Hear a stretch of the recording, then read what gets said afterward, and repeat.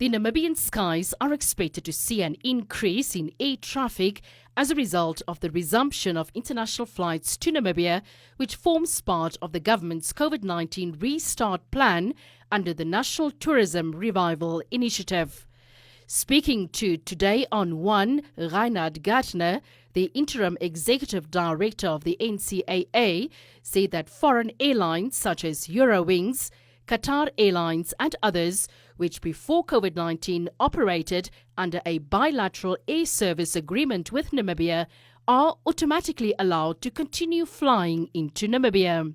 Airline traffic is arranged by what we call a BASA, bilateral air service agreement. And that's between states, not between authorities, aviation authorities, but by states.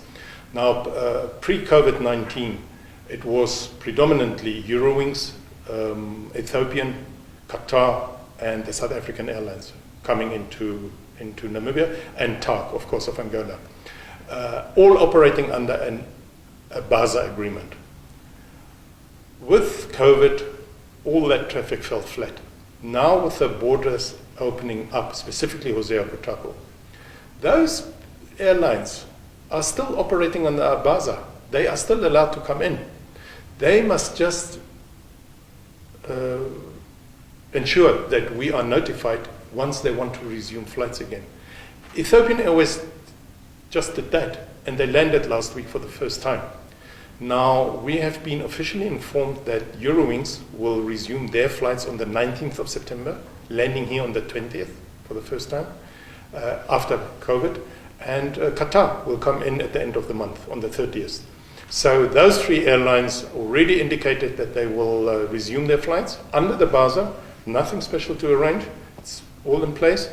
We haven't heard much of the South African Airlines yet, so we are waiting in anticipation to hear when they would like to start. The last International Civil Aviation Organization security audit for Namibia took place in November 2018, and after several postponements granted by ICAO, the agreed date for the next safety audit was scheduled to take place between October and November 2020.